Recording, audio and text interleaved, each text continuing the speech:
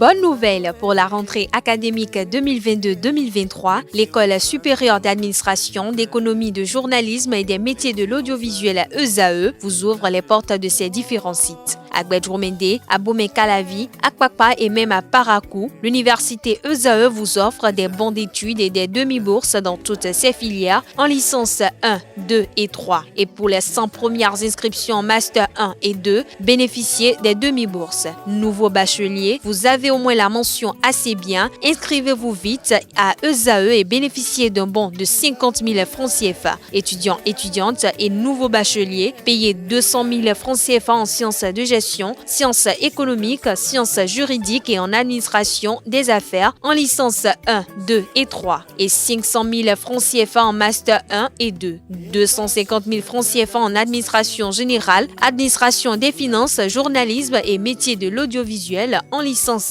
1, 2 et 3 et 600 000 francs CFA en master 1 et 2. Alors, inscrivez-vous vite et profitez des offres exceptionnelles mais également d'un enseignement de qualité à l'université d'excellence ESAE. Infoline 90 93 65 21 ou le 98 98 14 00. ESAE, l'excellence à un nom.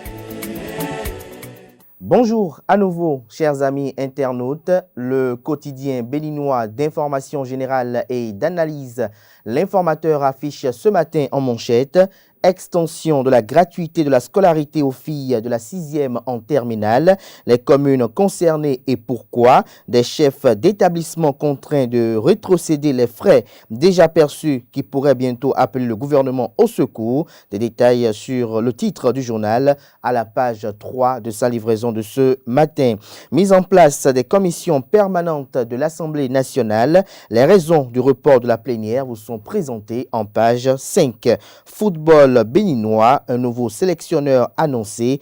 Les détails sur l'identité du dit sélectionneur à la page 3 de la livraison de ce matin de l'Informateur qui propose également comme titre ce matin à sa une, ministère de l'enseignement supérieur et de la recherche scientifique, Éléonore Yaïla Descamps a reçu le bureau du CNP. L'oreille droite de la une de ce matin de l'Informateur vous invite à découvrir dans les colonnes de sa parution les productions journalistiques des étudiants en formation de journalisme à l'École supérieure d'administration, d'économie, de journalisme et des métiers de l'audiovisuel ESAE. Le quotidien national d'information ce matin en manchette parle de démission de députés et installation de suppléants, les clarifications de Louis Béounou Vlavonou, la polémique liée à la supposée précocité des démissions de certains députés de la 9e législature et l'installation de leurs suppléants dimanche 12 février dernier s'est invité dans les débats lors de la séance plénière de ce mardi au Parlement. Des détails sur les clarifications apportées par le président de l'institution parlementaire du Bénin, Louis Vlavonou, des détails sur ses propos retranscrits en page 2. Toujours à la une de La Nation de ce matin, Alliance pour les vaccins, un Africain prend la tête.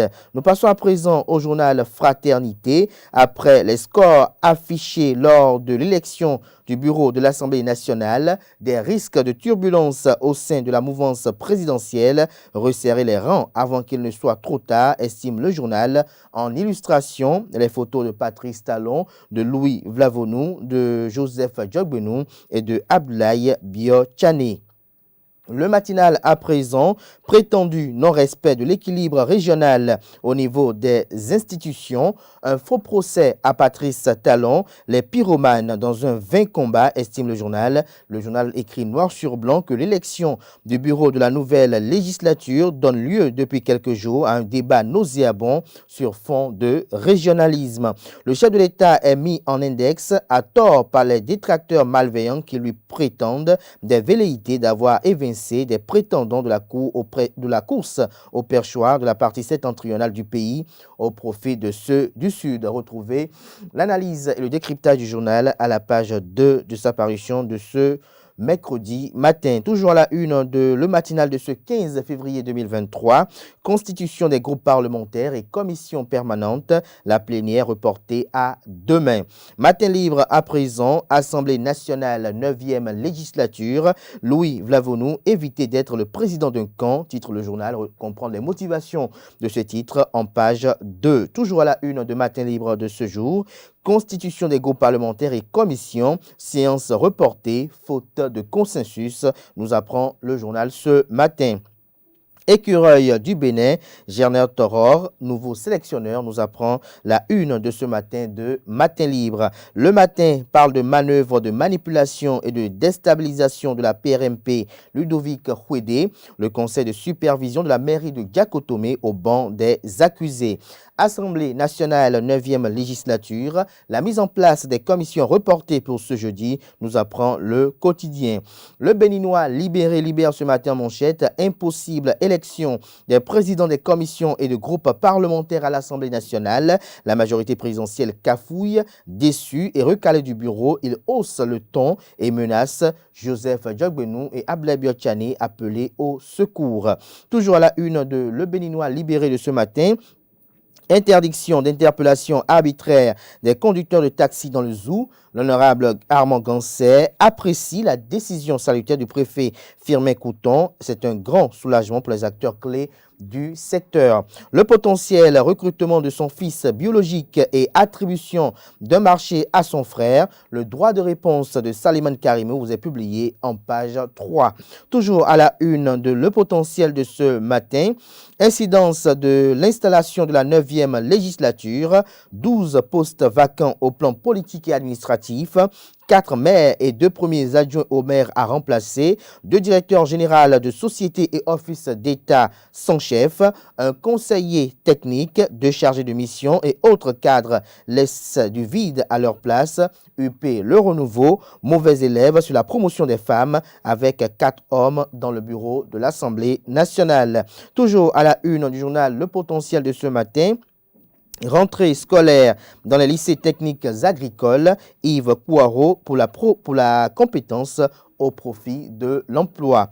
La Nouvelle Tribune à présent, Assemblée nationale, la 9e législature peut-elle restaurer l'image de l'institution? S'interroge le confrère. Vous avez en illustration la photo du président de la dite institution, Louis Vlavonou. Après des élections législatives avec la participation de l'opposition, une nouvelle législature s'est installée depuis le dimanche 12 février dernier. Même si le bureau installé ce même jour a de quoi dissiper les soupçons et les inquiétudes, il a du chemin à faire pour retrouver son indépendance et en un mot, pour retrouver ses attributs d'institution de contre-pouvoir. Que comprendre à travers l'article du journal, c'est à retrouver en détail en page 3. Toujours à la une du journal La Nouvelle Tribune ce matin, Assemblée nationale, Dakpe Sossou prêt à satisfaire aux demandes des démocrates. Nous passons à présent au journal Le Grand Regard avec un difficile début de mandat. L'honorable Robert Guillon, mal à l'aise sur son cheval, s'interroge le confrère ce matin. Toujours à la une du même journal ce matin, il s'agit bel et bien du quotidien Le Grand Regard.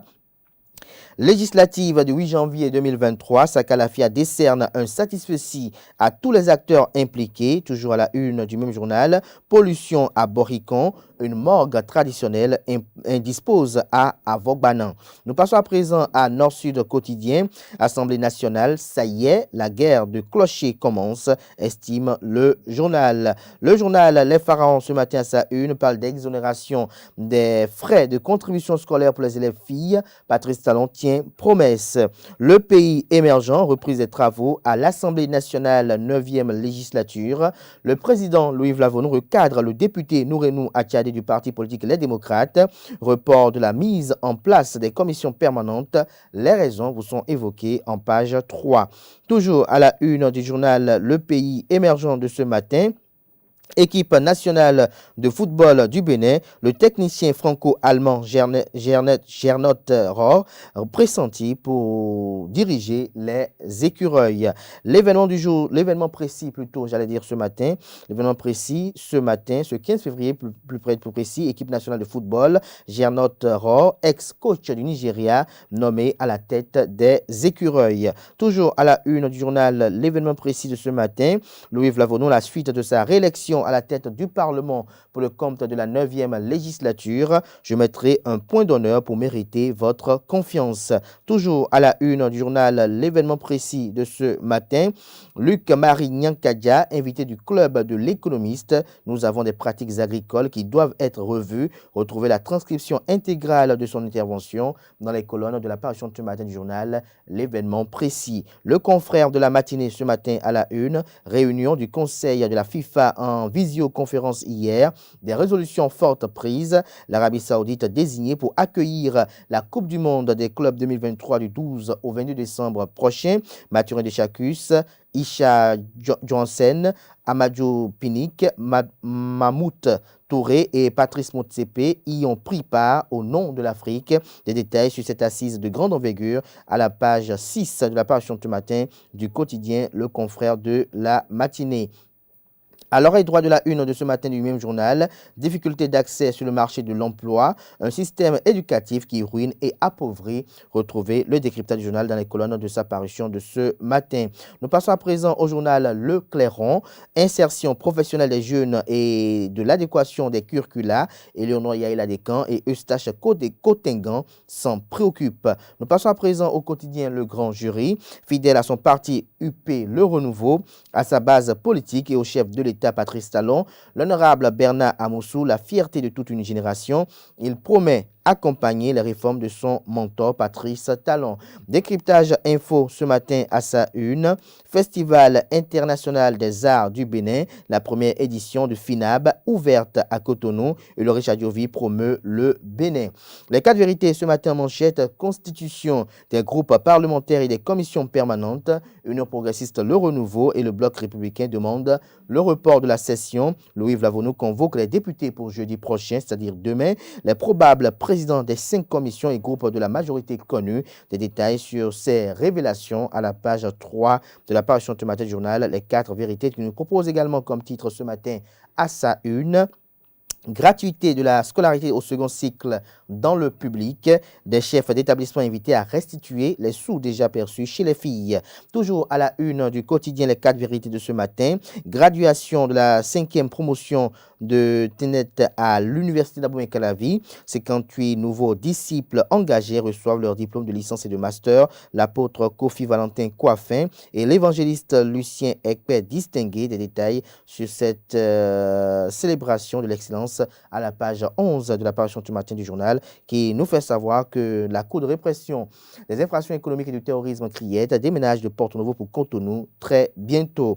Le leader du jour pour boucler ce matin en atelier du 14 au 18 février 2023 à Parakou, la Commission électorale nationale autonome Sénat évalue les élections législatives du 8 janvier dernier. Vous avez en illustration la photo du président Saka Lafia. Ce sera tout pour la présentation de quelques titres apparus ce jour dans la presse locale. Place à présent au bulletin matinal d'information présenté par Colombe Oussou.